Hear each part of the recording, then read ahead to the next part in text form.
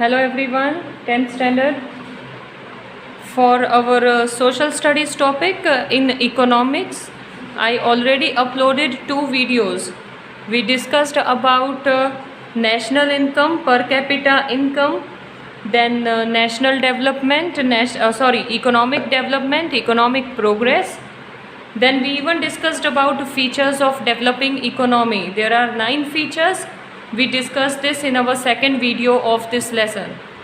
So today will be the third video related to this lesson. Let's continue with where we stopped in our last video. Economic and non-economic activities.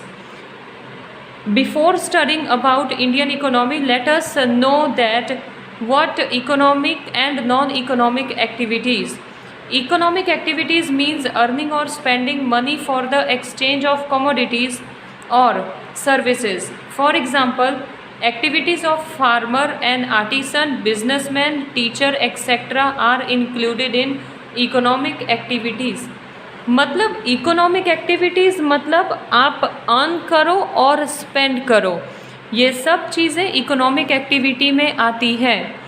Plus economic activity मतलब वो काम करते हुए लोग economic activity में count होते हैं, which do work and get return either in salary or in some amount. Okay, salary की तरह उनको रिटर्न मिलता है उनके काम करने के बदले में। So that is economic activities. Like farmers 6 महीने तक क्रॉप ग्रो करेगा and after that when he will get money after selling crop in market, तो obviously that money he will be earning and from those money he will spend, right. तो वो economic activity कहलाएगा। Businessman का भी वही है, earning करना और स्पेंडिंग करना, मतलब मनी ट्रांजैक्शन का लेन देन चलता ही रहता है। Now non economic activities that are not aimed at obtaining income or reciprocate something indirectly are called non-economic activity. Reciprocate मतलब respond to action by making a corresponding one. That is, in short, I can explain you, अगर अपनी इच्छा से आप कोई काम करो और बदले में आपको अमाउंट मनी ना मिले, that is non economic activity.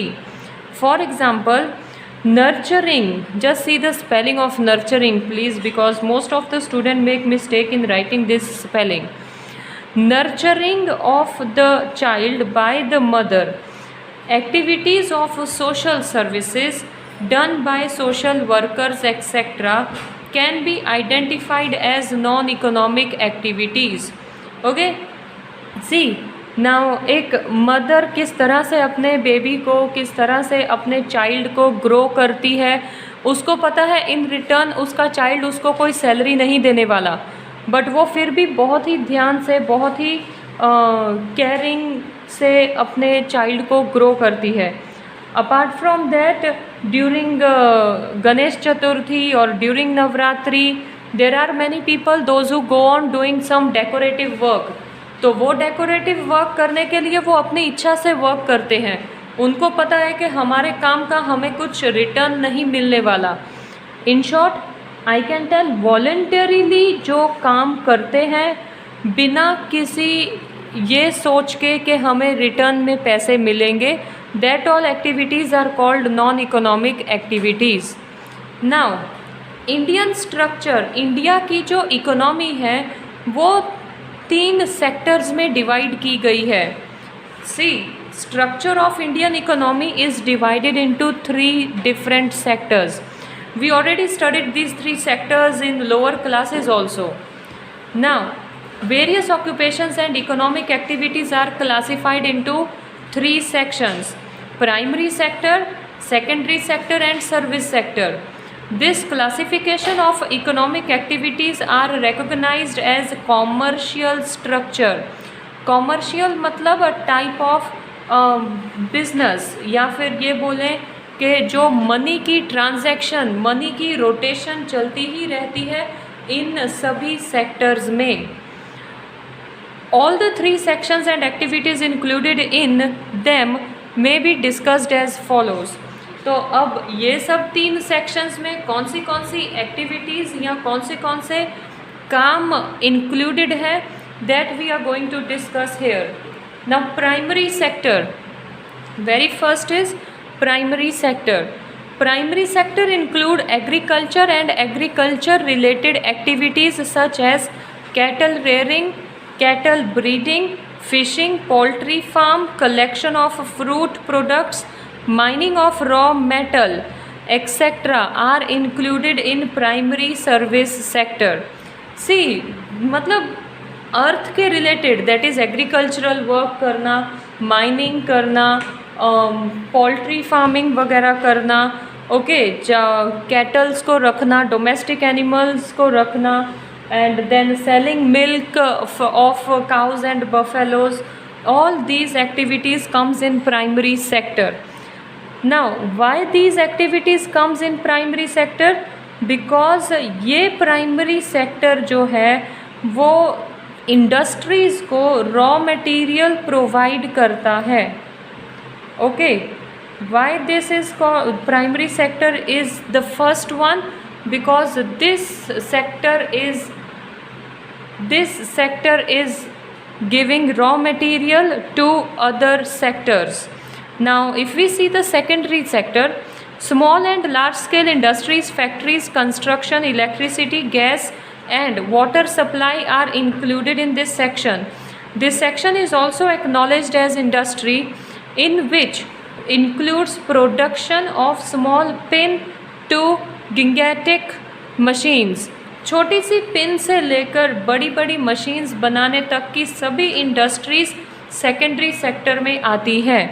Now industries जो सेकेंडरी सेक्टर में आती है, if you tell industry of iron, okay, तो आयरन के जो फिनिश्ड प्रोडक्ट्स बनते हैं उनके लिए आयरन ओर चाहिए. और जब आयरन ओर मतलब you will get iron ore by digging the earth, yes or no? धरती को डिग करने के बाद ही आपको आयरन ओर मिलेगा. So digging work primary sector में काउंट होता है, राइट? डिगिंग वर्क और iron ore is raw material, right? तो आयरन ओर रॉ मटेरियल है, तो raw material primary sector provide करता है. एंड देन फाइनली इंडस्ट्रीज़ उस रॉ मटेरियल के आयरन फिनिश्ड प्रोडक्ट्स बनाती है, रेडी टू यूज़ प्रोडक्ट्स बनते हैं. In the same way if we talk about eatable industries, जो लोग खाने के सामान बनाते हैं, take example of biscuits only. Now biscuits are made with so many things. We can tell sugar is added, then salt is added, then flour is added, right? मैदा वगैरह जो भी है, अलग अलग तरह के फ्लोर वगैरह, ग्रेन्स वगैरह ऐड होते हैं. तो ये सब कहाँ से मिलेंगे? ये सब फील्ड्स में से या और सी में से मिलेंगे, राइट? और जो चीज़ें फील्ड में से मिलती हैं मतलब it is agricultural product, and agricultural product मतलब प्राइमरी सेक्टर. तो प्राइमरी सेक्टर में रॉ मटेरियल पाए जाते हैं which is supplied to secondary sector, and secondary sector make it as finished products. Okay, so secondary sector includes all industries. Now the next one is service sector. Different type of services are included in this section. Services like trade, communication, airways, waterways, education, health, banking and insurance, tourism and entertainment are included in this sector. I can say service sector मतलब all those people, those who are doing jobs, जिनको in return salary मिलती है. अब waterways through जाना, water में काम करना, and then Airways, aeroplanes वगैरह, पायलट चलाएगा, एयर होस्टेस वगैरह, every one of these people are getting salary. So all those job walas are considered in service sector. Okay, so I hope you people are cleared with these 3 sectors. and कहीं ना कहीं जो भी earning करते हैं वो सब primary sector, secondary sector and service sector में all people are included. Okay, labourers हैं, डेली वर्कर्स, डेली वेजेस हैं, construction work, poultry farming, then fishing, breeding etcetera, all comes in primary sector. Industry sector will go with finished products and production of so many things, and then service sector, that includes all people, those who are workers working under other people, right? Normally the primary sector dominates in developing countries. Dominates मतलब plays important role. तो primary sector important role play करता है developing country में। Primary sector contributes the most in employment generation and national income. See easy है, अगर किसी के पास कोई मतलब एजुकेशन, कोई डिग्री नहीं है, and if they have field in their villages they can easily go and do farming, right? So farming is the we can tell one step जिसमें अर्निंग भी हो सकती है and so much degrees and knowledge, मतलब high degrees are not required, easily people can go with this. So farming जो है और primary sector का जो एक्टिविटी है that is included more important in national income as well as in providing employment to people. However, as there is rise in economic development, significance of primary sector decreases in comparison to secondary and service sector, and importance of industrial sector and service sector increases. See, अभी presently situation ऐसी है कि country even government is giving more and more importance to industries and service sector. तो कहीं ना कहीं primary sector की value decline हो गई है and industrial sector and service sector value is increased. Okay, उन दोनों की वैल्यू इंक्रीज हो गई है। And then so these are three sectors which are done with all economic activities: primary sector, secondary sector and service sector. Now the next topic is your factors of production. Now factors of production, see, production करने के लिए क्या ज़रूरी है? Production करने के लिए 4 चीज़ें ज़रूरी है, that is 4 things are important for production. Very first is land. How land? Because production करनी है, we cannot do production in air. Obviously we want to set up our machines and also we want one proper land area. तो वो land is very much required. But land भी कैसी land चाहिए वो भी important है. Okay? Like in next chapter we will be studying about new industrial policies. But land के बारे में बात करें तो इंडस्ट्री किस तरह की है? Say like for example if we are talking about chemical industries, तो केमिकल इंडस्ट्रीज़ आर मतलब they include so many harmful chemicals in it, so that should be away from residence area, right? तो chemical factory है तो वो residence area से दूर होनी चाहिए, लेकिन ऐसी जगह पर होनी चाहिए जहाँ पर ट्रांसपोर्टेशन फैसिलिटी इजीली मिलती हो, right? Then second one, if I talk about capital, see one cannot simply think and that industry is setup. Capital मतलब बिगिनिंग में जो अमाउंट हमें चाहिए, either including machines, furniture, land area and then workers. Beginning में, शुरुआत में, business शुरू करने में जो हमें खर्चा चाहिए, that all things, either you take one chair और you take one big machine, हर एक चीज़ कैपिटल में इंक्लूड होगी। Then the next one is important, that is labour. अब इतनी बड़ी इंडस्ट्री सेटअप करेंगे, इतना मतलब सूटेबल लैंड पर इंडस्ट्री सेटअप करेंगे, तो over there one can not work alone. Obviously they require workers to work in it. Experts required होते हैं, then daily workers required होते हैं. So many types of workers are required in factory. Then entrepreneurship, that is अब factory अगर बन गई तो factory को एडवर्टाइज़ करना पड़ेगा, फैक्ट्री को मार्केट में बताना पड़ेगा, factory should be known by people so that people should go on taking products from that factory. तो फैक्ट्री को लोगों के बीच में लाना मतलब फैक्ट्री को एक प्रॉपर नाम देना होगा। Okay, if factory will have proper registered name, then they can go with advertising the factory, and then finally people will get attracted towards that factory products. So these are factors of production. Okay, let us read it once. Production is done with the help of natural resources and labor. Different types of tools are used for production.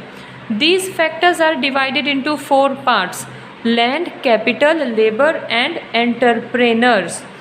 अब natural resources की help से production होती है, तो natural resources में सबसे ज़्यादा important natural resource तो लैंड ही है। किस तरह के एरिया में फैक्ट्री डेवलप होगी? In normal sense land is the upper layer of the surface of the earth, but in term of economics it means different types of natural resources which include forest, rivers, mountains, minerals present in the interior of the earth, metals, etc. present on the earth's surface.